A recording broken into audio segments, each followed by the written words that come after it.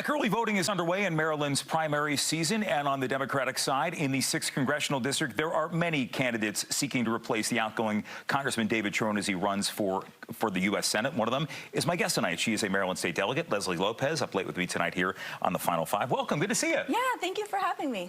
This has been a very long campaign, it seems, because we've been talking with candidates for months and months and months now, but here we are in early voting.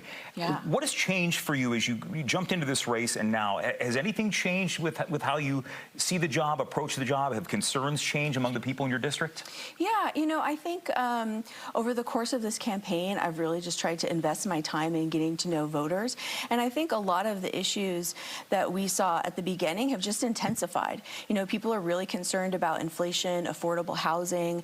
And so for me in this campaign, I've just been working on drilling down on those issues and talking to folks about the things that they're most passionate about. So you represent Montgomery County. I do. In Annapolis, but this is a district that is Allegheny County, Garrett County, Washington County, Frederick County, and you have people of really all different walks of life. I mean, it really is a very diverse district. It's also a district that you know isn't always a slam dunk where Democrats usually win. Yeah, especially now. Exactly, with some of the redistricting that's happened. So are there concerns that you find that really are universal throughout that whole district? Absolutely. You know, we talk a lot about bipartisanship, and I think if you watch the news, especially the national news, it's very divided, or it makes the country seem like it's divided.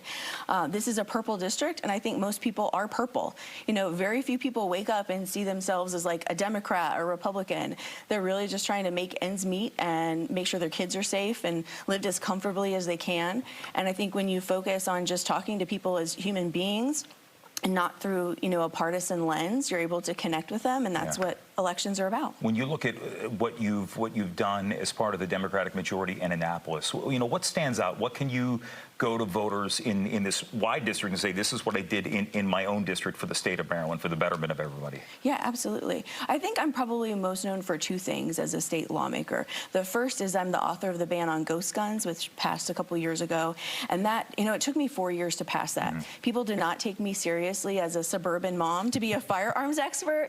I had to learn how to build an assault rifle and basically field dress it in a committee hearing so people would understand that I understood what I was doing and it wasn't a theoretical exercise. And so I did that, and I earned the respect of my peers, and I even earned the respect of some Second Amendment advocates, and two senators who are pretty tight with the NRA actually did a whole bunch of media afterwards talking about how it was a great bill.